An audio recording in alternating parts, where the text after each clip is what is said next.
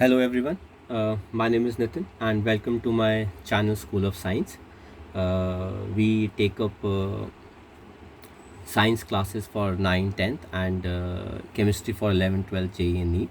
So today's lecture is for class 9th, first chapter matter in our surroundings and continuation from topic evaporation.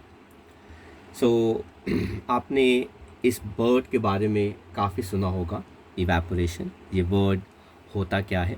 देखा होगा आपने कि एक दिन बारिश हुई, पानी आसपास काफ़ी भर गया, पर शाम तक, रात तक या नेक्स्ट डे मॉर्निंग तक सारा पानी जो है वो ऑलमोस्ट गायब हो जाता है।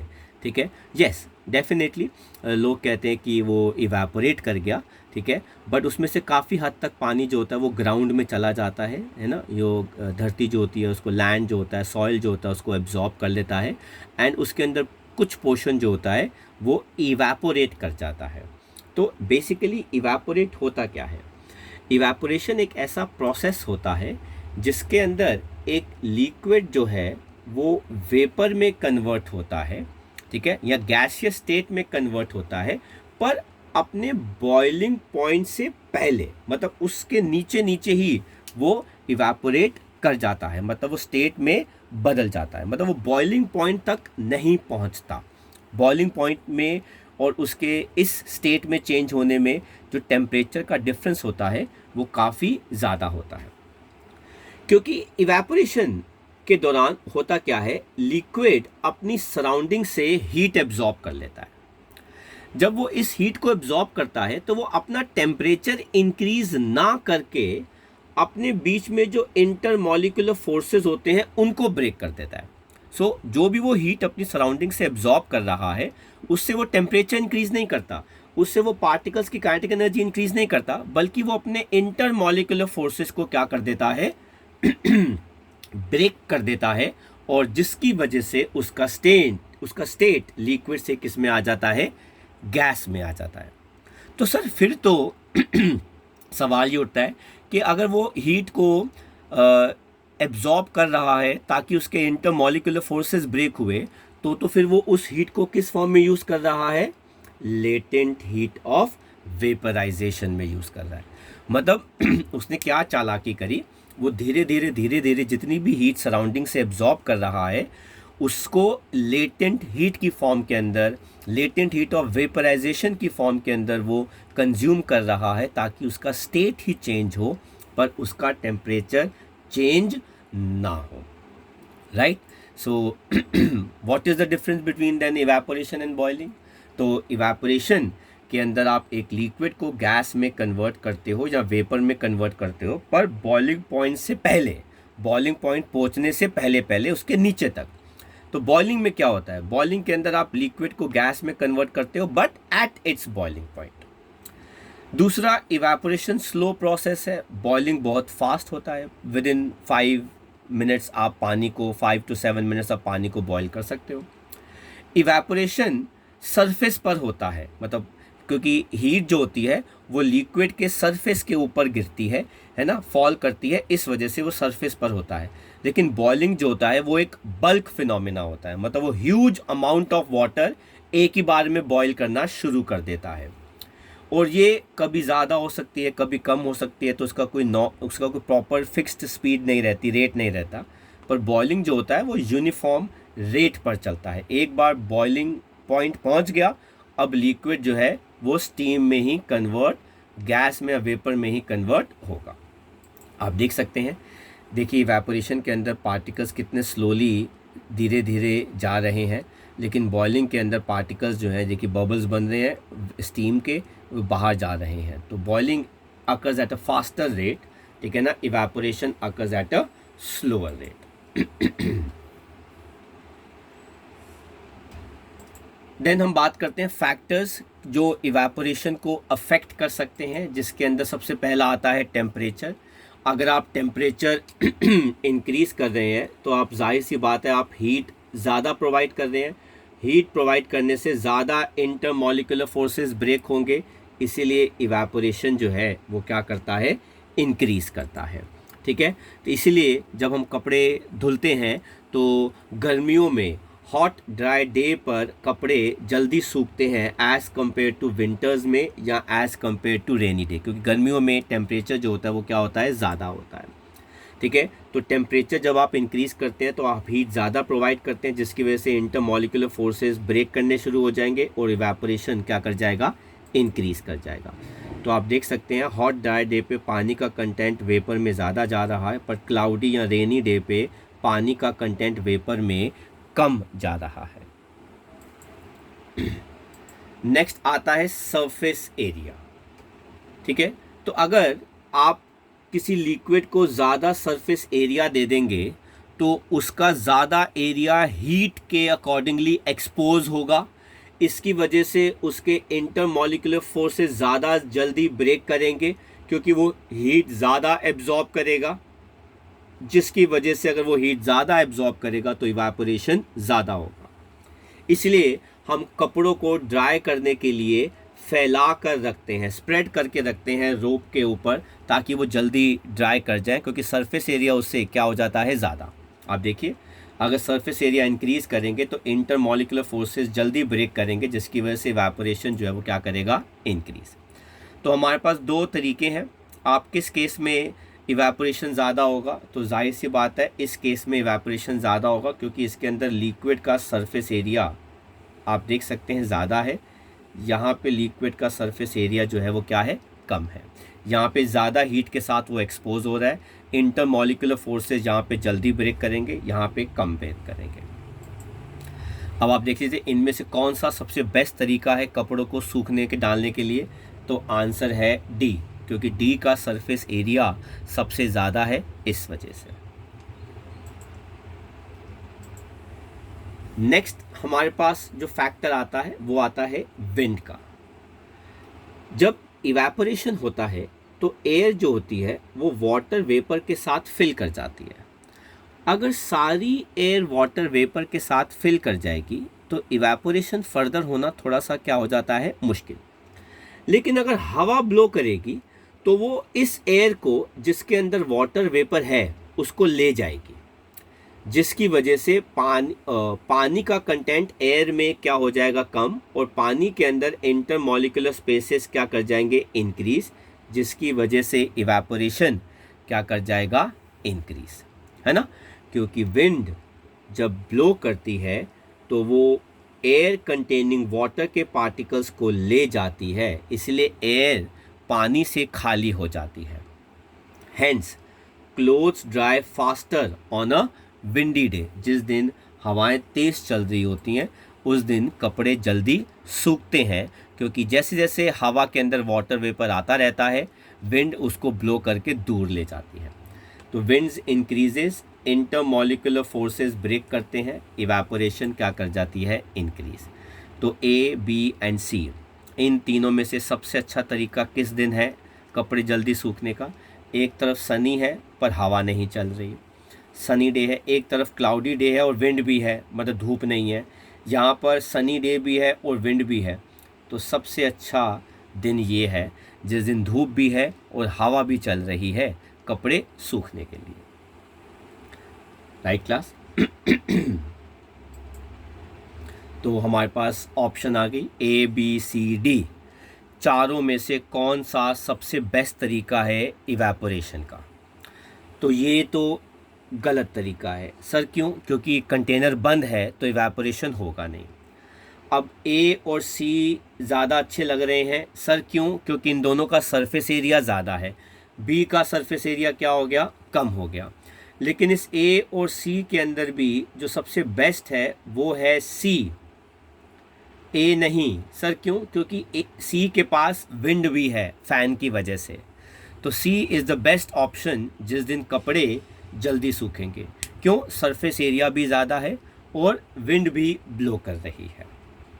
तो ऐसे क्वेश्चंस जो हैं वो पूछ सकते हैं आपके स्कूल के अंदर एग्ज़ाम्स में या टेस्ट के अंदर कि किस वे से इवेपोरेशन जल्दी हो सकता है। नेक्स्ट और लास्ट हमारा जो फैक्टर आता है जो इवेपोरेशन को इफ़ेक्ट करता है, दैट इज़ ह्यूमिडिटी। सबसे पहले तो समझते हैं कि ह्यूमिडिटी होता क्या है। अगर हवा में पानी का कंटेंट ज़्यादा हो जाए तो हम एयर को कहते हैं ह्यूमिड एयर। हम इसको एक और शब्द इस्तेमाल करते हैं, हवा में नमी। आपने देखा होगा जब बारिशें होती हैं तो बड़ा चिपचिपा सा मौसम हो जाता है। दिस चिपचिपा सा मौसम is known as humid air. दूसरा आपने देखा होगा जो बीच साइड जगह होती है, जैसे गोवा, केरला, कर्नाटका, जहाँ पे काफ़ी सारे बीचेस हैं, वहाँ की जो हवा है उसके अंदर पानी का कंटेंट जो होता है ड्यू टू द सी और ओशन जो है वो ज़्यादा होता है, तो वहाँ पे मौसम जो है अक्सर ह्यूमिड रहता है, राइट, क्योंकि वहाँ पे एयर के अंदर पानी का कंटेंट काफ़ी ज़्यादा होता है। तो ह्यूमिडिटी क्या होता है? It is the amount of water vapour जो एयर के अंदर होती है, तो जो एयर को क्या करती है? सैचुरेट, मतलब उससे ज़्यादा पानी जो है हवा में नहीं आ सकता। यूजुअली हैवी रेन्स के बाद large amount of water evaporate करके एयर को फुली फिल्ड कर देता है ऑलमोस्ट, इसलिए बारिशों के बाद जो हवा होती है उसको हम क्या कहते हैं? ह्यूमिड एयर कहते हैं। अब अगर एयर पहले से ही सैचुरेटेड है वाटर वेपर से, तो वो इवेपोरेशन तो होने ही नहीं देगी, पानी को वो ऊपर वेपर में राइज करने नहीं देगी। इस वजह से क्लोथ्स ड्राई स्लो और take more time to dry जब आप उनको बारिशों वाले दिन में या बारिशों के मौसम में क्या करते हैं? धोते हैं, क्योंकि बारिशों में हवा में नमी या हवा में पानी जो है वो ऑलरेडी काफ़ी ज़्यादा होता है, इसलिए रेनी डे पे कपड़े इतनी आसानी से नहीं सूखते। तो अगर ह्यूमिडिटी ज़्यादा होगी, हवा में पानी का कंटेंट ज़्यादा होगा, तो इवेपोरेशन क्या हो जाता है? कम हो जाता है, राइट। तो आप देख सकते हैं ये हमने दो पिक्चर्स दी हैं। एक दिन जिस दिन ह्यूमिडिटी ज़्यादा है तो 95% आप देख सकते हैं हवा में पानी का कंटेंट कितना ज़्यादा है, इस दिन इवेपोरेशन कम होगा, एयर के पानी के पार्टिकल्स एयर में नहीं जाएंगे। जिस दिन ड्राई होता है, रिलेटिव ह्यूमिडिटी कम होती है, आप देख सकते हैं कुछ ही पानी के पार्टिकल्स होते हैं, तो ये दिन अच्छा है इवेपोरेशन के लिए, पर ये दिन अच्छा नहीं है। तो ह्यूमिडिटी अगर ज़्यादा होगी इवेपोरेशन कम होगी, ह्यूमिडिटी अगर कम होगी तो इवेपोरेशन ज़्यादा होगी, राइट। तो आप देख सकते हैं हमने बारिशों के मौसम में कपड़ों को, ठीक है, सनी डे है, कपड़ों को फैला के रखा हुआ है ताकि इवेपोरेशन जो है वो क्या हो जाए? ज़्यादा हो जाए। नेक्स्ट जो हमारा टॉपिक आता है यहाँ पे इवेपोरेशन से रिलेटेड, वो है application based topic, evaporation causes cooling. अब हो क्या रहा है? इवेपोरेशन हो रहा है, इवेपोरेशन में लिक्विड किस में बदलता है? गैसियस स्टेट के अंदर। लेकिन उसको लिक्विड से गैसियस स्टेट में बदलने के लिए हीट चाहिए होती है, और वो भी हीट उसको किस फॉर्म के अंदर चाहिए होती है? लेटेंट हीट ऑफ वेपराइजेशन से। लेकिन वो ये वाली हीट कहाँ से एब्जॉर्ब करता है? अपनी सराउंडिंग से। और अगर सराउंडिंग हीट लूज कर रही है तो सराउंडिंग का टेम्परेचर क्या कर जाएगा? फॉल। इसलिए सराउंडिंग्स क्या हो जाती है? ठंडी। इस वजह से हम कहते हैं कि जब भी इवेपोरेशन होता है तो वो अपने आसपास क्या कॉज करता है? कूलिंग कॉज करता है।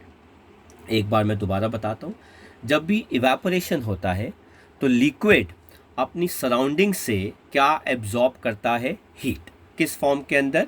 लेटेंट हीट ऑफ वेपराइजेशन से। सिंस हमारी सराउंडिंग्स हीट लूज कर रही हैं, इसलिए सराउंडिंग्स ठंडी हो जाती हैं, इस वजह से इवेपोरेशन सराउंडिंग्स में क्या कॉज करता है? कूलिंग कॉज करता है। इसके एप्लीकेशन क्या है? लोग अक्सर गर्मियों में अपनी छतों पर या अपने घर के वरांडा पर पानी को क्या करते हैं? स्प्रिंकल करते हैं, छिड़काव करते हैं। क्यों? क्योंकि गर्मियों में चाहे वो छत हो चाहे वो घर का वरांडा हो, काफ़ी गर्म हो जाता है। तो ये पानी जो वो छिड़काव करते हैं छत से या रूफ से या ग्राउंड से हीट को एब्जॉर्ब करता है। किस फॉर्म के अंदर? लेटेंट हीट ऑफ वेपराइजेशन से, और खुद क्या कर जाता है? इवेपोरेट। लेकिन छत, रूफ या ग्राउंड सिंस हीट लूज कर रहा है, इसीलिए रूफ और ग्राउंड पहले से क्या हो जाते हैं? ठंडे हो जाते हैं। तो यहाँ पे आप देख सकते हैं एक इंसान अपने घर की छत के ऊपर पानी का छिड़काव कर रहा है। जहाँ हम देखा होगा पार्क में भी लोग अपने गार्डन के अंदर भी ग्रास को पानी देते हैं। 2 रीज़न है, एक तो ग्रास की ग्रोथ के लिए, दूसरा अपने वरांडा को क्या करने के लिए, ठंडा करने के लिए। दूसरा जो अब इसका एप्लीकेशन आता है, आप परफ्यूम को या एसीटोन मतलब नेल पॉलिश रिमूवर या पेट्रोल आप अपने पाम पे थोड़ा सा क्या कर दीजिए, पोर कर दीजिए। आप देखेंगे आपका पाम ठंडा फील करेगा। क्यों?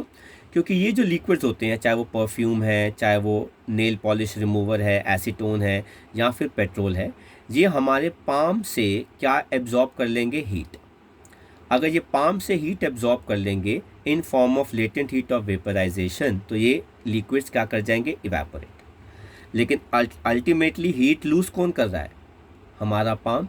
अगर हमारा पाम हीट लूज़ करेगा तो हमारा पाम क्या फील करेगा, ठंडा फील करेगा। आप देखा होगा हल्का सा परफ्यूम अगर आपके गले में, नेक में या रिस्ट पे लगता है तो आपके नेक में, गले में या रिस्ट में ठंडक महसूस होती है। वो इसी रीज़न की वजह से होती है कि ये जो लिक्विड्स होते हैं ये हमारे पाम से हीट एब्जॉर्ब करते हैं in form of latent heat of vaporization और खुद क्या कर जाते हैं, इवेपोरेट। सिंस हमारा पाम हीट लूज़ करता है इसीलिए हमको ठंडा महसूस होता है, राइट। देन हमारे पास और भी एप्लीकेशन आती हैं इसकी। हमको गर्मियों में किस टाइप के कपड़े पहनने चाहिए, तो इसका जवाब आता है कॉटन के कपड़े पहनने चाहिए गर्मियों के अंदर, क्योंकि गर्मियों में हम बहुत ज़्यादा स्वेट करते हैं, पसीना बहुत ज़्यादा आता है। तो सर कॉटन क्या करता है, कॉटन लिक्विड का अच्छा एडजॉर्बेंट होता है। तो हमारे बॉडी से जो स्वेट निकलता है कॉटन उसको क्या कर लेता है, एब्जॉर्ब। अब गर्मियों में यही कॉटन क्लोथ्स हमें हेल्प करते हैं ठंडा महसूस कराने पे। वो कैसे, अगर आपने देखा होगा जब आप अपने स्कूल में प्लेग्राउंड से आते हैं, पसीने पसीने होते हैं और फ़ैन के नीचे बैठते हैं तो आपको बहुत ठंडा महसूस होता है। क्यों? क्योंकि जितना भी स्वेट हमारी बॉडी में कपड़े एब्जॉर्ब कर लेता है, यही स्वेट हमारी बॉडी से हीट एब्जॉर्ब करता है और क्या कर जाता है, evaporate. The sweat absorbs heat हमारी बॉडी से in form of latent heat of vaporization और क्या कर जाता है, इवेपोरेट। बट हीट कौन लूज़ कर रहा है, हमारी बॉडी। इसलिए हमको क्या महसूस होता है, ठंडा महसूस होता है, राइट। देन एक और इसके एप्लीकेशन है। आपने देखा होगा आप जब ठंडा पानी एक ग्लास में भरते हैं या एक ग्लास में बर्फ़ डालते हैं तो उसके बाहर के सरफेस पर पानी की ड्रॉपलेट्स जम जाती हैं। तो ये पानी की ड्रॉपलेट्स क्यों आती हैं, ज़रा इस चीज़ को समझिए। यहाँ से जो गर्म हवा आ रही है इसके अंदर क्या होते हैं, वाटर वेपर। जब ये वाटर वेपर ठंडे ग्लास को टच करते हैं तो ये वाटर वेपर हीट लूज करते हैं। जब ये एयर जिसके अंदर वाटर वेपर होता है ठंडे आउटर सरफेस ऑफ ग्लास को टच करते हैं तो ये वाटर वेपर हीट लूज करते हैं in form of latent heat of vaporization. और इस वजह से यही वाटर वेपर्स कंडेंस होकर आउटर सरफेस पर डिपॉजिट या जमा होने लग जाते हैं, जिसकी वजह से पानी की ड्रॉपलेट्स है ना एक ठंडे ग्लास के बाहर डिपॉजिट होनी शुरू हो जाती हैं, है ना।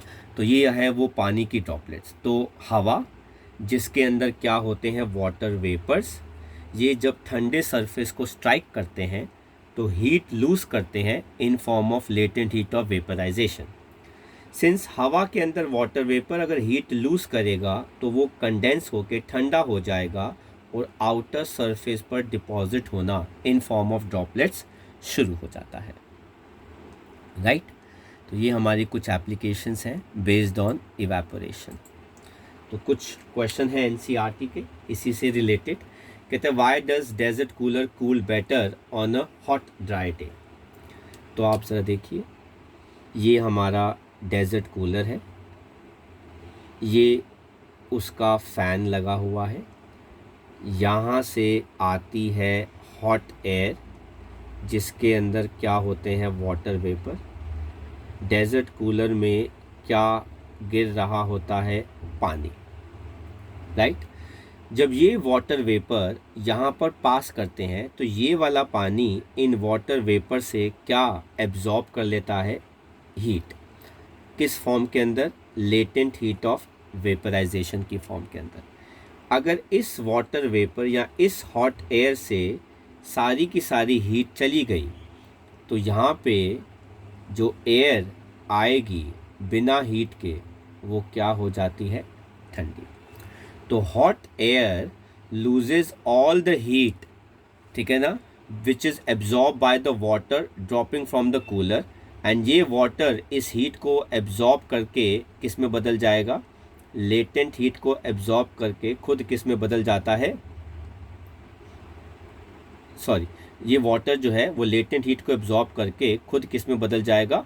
वाटर वेपर के अंदर। सिंस हॉट एयर ने हीट लूज कर दी इसलिए वो एयर क्या बन जाती है? ठंडी। तो इसको हम कैसे लिखेंगे? Hot air when passes through water cooler loses heat which is absorbed by the water in the cooler in form of latent heat of vaporization and gets converted into water vapor. Since hot air loses heat, hence by passing through the cooler it becomes what? Cold. ठीक है, सो आपको ये words का ध्यान रखना पड़ेगा कि कौन सा वर्ड कहाँ पर आना चाहिए। नेक्स्ट हमारे जो पास जो क्वेश्चन आता है वो कहता है how does the water kept in earthen pot, जिसको हम क्या कहते हैं? मटका, बिकम्स कूल ड्यूरिंग समर्स। मटके के अंदर छोटे छोटे पोर्स होते हैं, मिट्टी का जो बना हुआ होता है उसमें पानी भर जाता है, राइट। जब हम मटके में पानी पोर करते हैं और हीट मटके के आउटर सरफेस पर गिर रही होती है। जब हीट मटके के आउटर सरफेस पर गिरती है तो वाटर इन पोर्स में से इस हीट को एब्जॉर्ब कर लेता है in form of latent heat of vaporization और क्या कर जाता है? इवेपोरेट। अब सिंस मटका हीट लूज कर रहा है तो अंदर से वो ठंडा होना शुरू हो जाता है, राइट। तो इसको हम कैसे लिखेंगे? अर्दन पॉट और मटका has small pores in it which gets filled with water. Heat falling on this मटका, ठीक है ना, is absorbed by these water droplets in form of latent heat of vaporization and gets evaporated. Since मटका loses all the heat, ठीक है, hence मटका becomes cold and inside water present in the मटका also gets cold या cooled, right? ये आ गया question. Why does our palm feel cold when we put some acetone or petrol or perfume on it? Because all these liquids have tendency to absorb heat from our palm in form of latent heat of vaporization and gets evaporated. Since our palm loses heat, it gets cooled or we feel cold. ठीक है. Then next question in text का, why are we able to sip hot tea or milk faster from a saucer rather than a cup? तो cup कुछ इस size का होगा, saucer कुछ इस साइज का होता है. तो सॉसर का सरफेस एरिया क्या होता है ज़्यादा, जिसकी वजह से इवेपोरेशन टी का, ठीक है ना, या मिल्क का क्या हो जाता है, फास्टर हो जाता है. तो saucer provides more surface area for evaporation of tea or milk, hence they are sipped faster as compared to cup which has less surface area. Right class? ठीक है. Then हमारा आता है next question 17. What type of clothes we should wear in summers and why? We should wear cotton clothes in summers because cotton absorbs all the sweat from our body. This sweat, when absorbs heat from our body in form of latent heat of vaporization, gets evaporated. Since our body loses heat, we feel cold. Right. So यहाँ पर हमारा chapter ख़त्म होता है first, right. तो hope आपको ये chapter पूरा समझ में आया होगा। हमारे बाकी के चैप्टर्स भी यूट्यूब चैनल में अपलोड हो चुके हैं, कुछ और कुछ होंगे तो आप उनको रिवाइज रिव्यू कर सकते हैं। तो आपसे रिक्वेस्ट है कि आप ज़रूर इन लेक्चर्स को देखें, इनको लाइक करें, इनको शेयर करें और हमारे चैनल को सब्सक्राइब करें। कोई भी आपको प्रॉब्लम है related to science, you are most welcome to get in touch with us.